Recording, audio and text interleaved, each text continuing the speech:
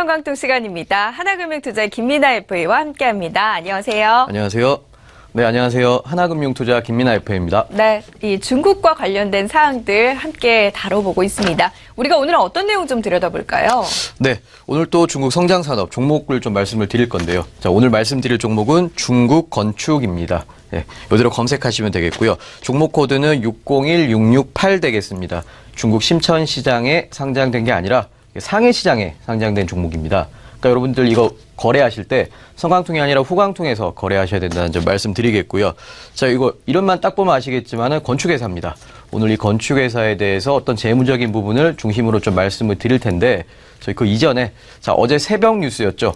아마 다들 보셨을 텐데 중국 A지수가 드디어 MSCI 신흥국 지수에 편입이 됐습니다. 자, 이 부분 어떤 의미인지 짧게 한번 짚어보고 가겠습니다.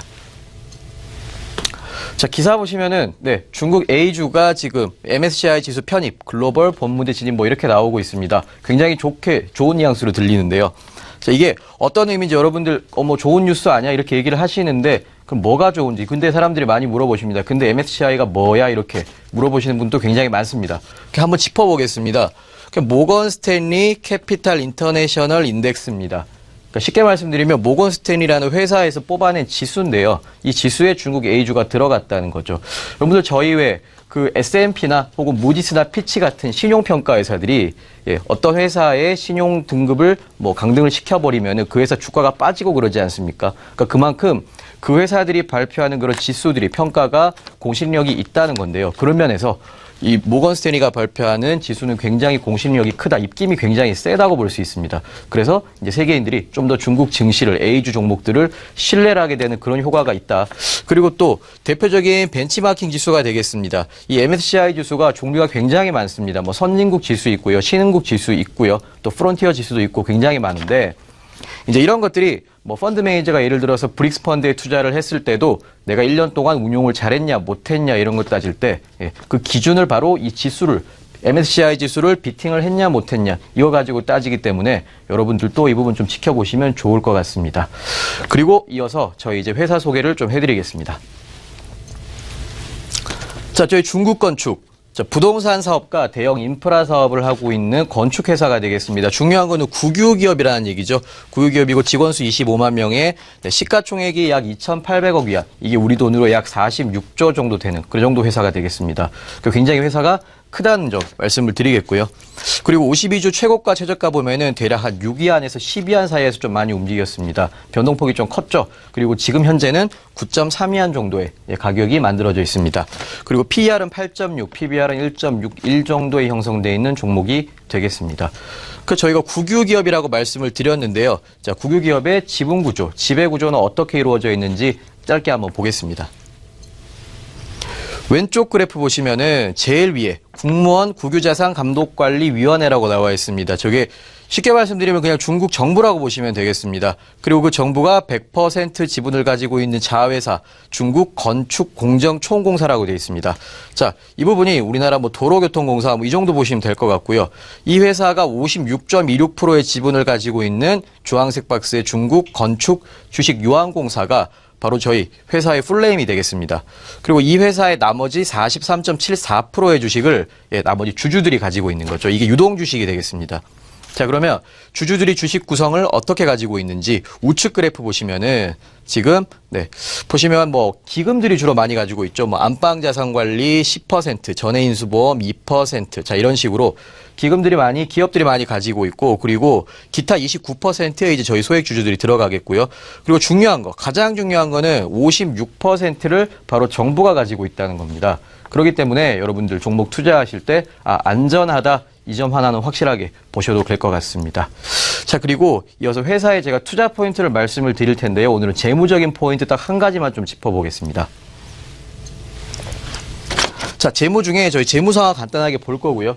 그리고 영업세 개혁에 대한 내용을 좀 보려고 합니다. 이 영업세 개혁 2016년 5월 1일부터 중국의 전역교회 여러 가지 업종으로 확대 실시된 그런 제도가 되겠습니다. 영업세, 기존에 있던 영업세 파트를 증치세 파트로 증치세 부분으로 넘겨버린다는 내용이 골자인데, 자, 이 부분. 우리나라 같은 경우에는 기업의 세금을 물릴 때 어떤 재화에서 발생하는 그런 이득, 그리고 용역을 통해서 발생하는 이득, 이런 것들을 다 부가가치세로 묶어버립니다. 근데 중국은 이걸 원래 구분을 해놨습니다. 자, 그 부분을 지금 합친다는 그런 내용이 되겠고요. 자, 이렇게 되면 중국 정부가 의도하는 바는 지금 이중과세를 방지하고요. 이중과세를 방지하니까 기업의 세수 부담을 줄일 수 있다는 거. 이 두 가지를 목표로 합니다. 그리고 또 보시면 부동산 매매에도 이제 매매를 거래를 할 때도 이 증치세 부분이 적용이 되기 때문에 세금 부담이 줄어서 어떤 부동산 매매에 대한 수요가 좀 증가할 것이다. 또 시장에서는 이렇게도 보고 있습니다. 영업세 개혁이 이 서비스 업종만큼 건축회사에서도 긍정적으로 작용을 할까요? 어떻습니까? 네, 서비스 업종에는 이 증치세 개혁이 굉장히 큰 영향을 발휘하고요. 마찬가지 이거 제조업 쪽에도 이거 마찬가지인데 건축업 쪽에서는 그런데 초기에 재무제표상에 약간 몇 개의 리스크가 발생하기는 합니다. 제가 그 부분을 오늘 좀 말씀을 드리겠습니다. 첫 번째로요, 재무제표만 봤을 때 부채 비율이 증가하는 것처럼 보입니다.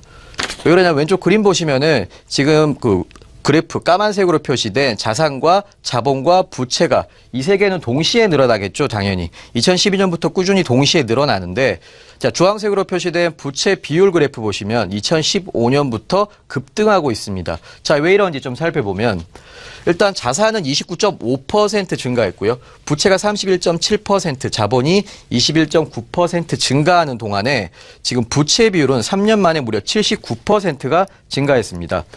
이게 이제 재고자산, 저희가 이제 세금 개혁 이후에 재고자산 어떤 매입세 공제로 인해서 회사가 가지고 있던 재고자산에 대한 가치 평가 방식이 좀 달라졌습니다. 그러다 보니까 마치 부채 비율이 늘어난 것처럼 보였다.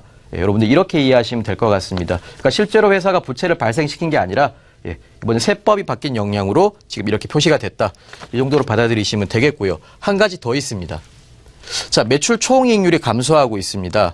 보시면은 지금 왼쪽 그래프 보시면은 주황색으로 표시되어 있죠. 이 부분이 역시 2015년부터 갑자기 급락하는 모습 보이고 있습니다. 자, 이것도 살펴보면 보통 저희가 이제 임대 비용에서 발생하는 증치세 매입 부분에 회사도 이제 세액 공제를, 그러니까 회사도 개인처럼 공제를 받습니다. 그 공제 항목이 보통 이제 건축회사는 원가 구성에서 공제받도록 되어 있는데요.